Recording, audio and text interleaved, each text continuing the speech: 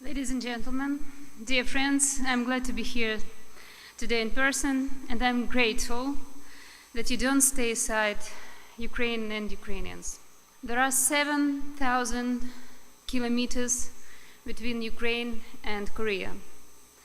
But these kilometers will not prevent our mutual understanding. We are close.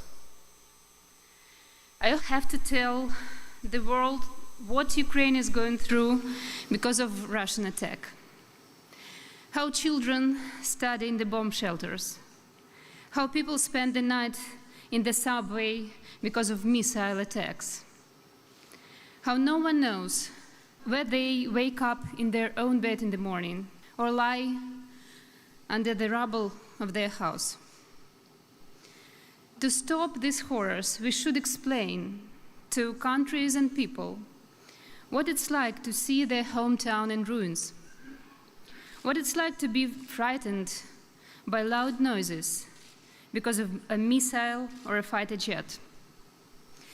But I do not need to explain this to the people of South Korea, because you know and remember what it is like to fight for your lives and freedom. Looking at beautiful Seoul today, it is hard to believe that it was once in ruins, just as the Ukrainian cities of Mariupol and Bakhmut now. That it was just subjected to deadly bombardment, just as Kherson now. And I want to tell you about this particular city because it has gone through everything that Seoul went through: occupation, torture and repression of its residents, liberation. And now it's enduring Russian attacks every day. We have calculated that Kherson region is now shelled by Russia 360 times a week on average, 50 times a day. Imagine what it takes to live in this city, the city where there are 50 chances to die every day. I still see in front of my eyes Kherson supermarket and the market, bombed by Russians 2 weeks ago, with bloodied visitors and staff. That day alone, more than 20 people were killed by Russian missile terror. I still see in front of my eyes a bus stop that was destroyed by a Russian air raid. People were just going to work, but 4 of them were left lying there. I still see in front of my eyes 6 Ukrainian rescuers, people who are clearing mine traps left by Russians in the fields around the city every day.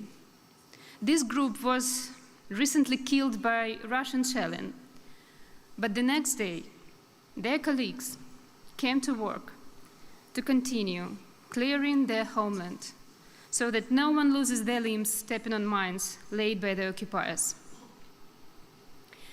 How do you live in Ukraine under the constant threat of death? Korean journalists asked me the other day. And here I have another example from Kherson.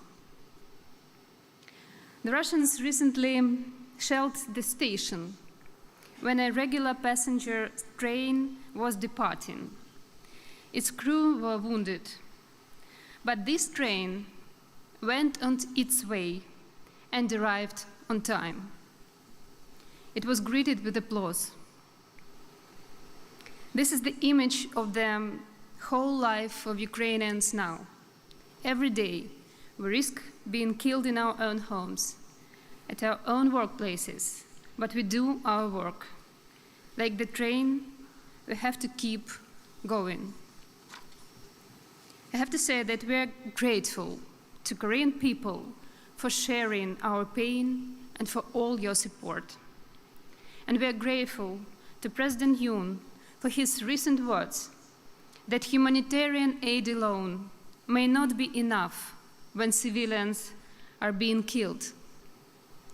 This is a wise insight. When there is a criminal in your house who has come to kill your family, humanitarian aid alone will not save the residents. The first thing to do is to stop the murderer. In the case of Kherson, it could be air defense systems, technologically advanced and effective, like everything your country creates and produces. We also need to stop the murderer, Russia. That's why we say that we need victory, not an abstract ceasefire. Moreover, this is not only our grief, and a threat not only to us. This is a violation of international rules of coexistence. An attack of one country on another, disturbing precedent for everyone. And there is no longer some others worse in the modern world. A stone thrown creates ripples. If civilians are killed, it can happen anywhere. Therefore, those who are attacked have the right to defend themselves. They have the right to stop the violence. Today in Ukraine, not only the future fate of security in Europe is being decided, but also that of the entire world, the American, European, and Asian regions. Therefore, we have no right to be a victim for the sake of others. We must win so that no dictator can blackmail neighbors with nuclear weapons or impose his will on other states. So that no bigger neighbor thinks it has the right of power to offend the smaller one. You knew this much earlier than others from your own experience. I thank Korea for this understanding. At the beginning of my speech, I was talking about Seoul.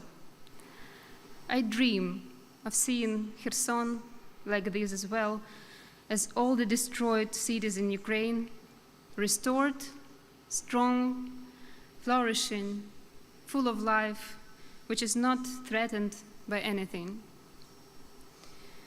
You once gained this right by showing that truth triumphs over force and aggression.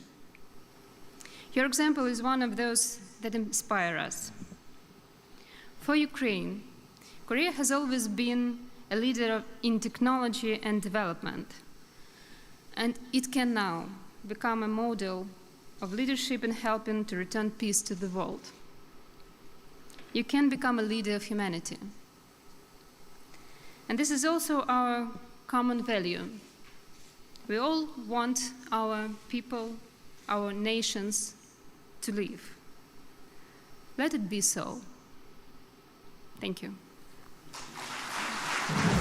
Thank you for insightful speech, Madam First Lady Zelenska. Many must have sympathized with this message for peace. 네, 올레나 젤렌스카 영부인님 다시 한번 말씀 감사드립니다. 네, 평화를 위한 메시지에 분명 많은 분들이 공감하셨을 겁니다.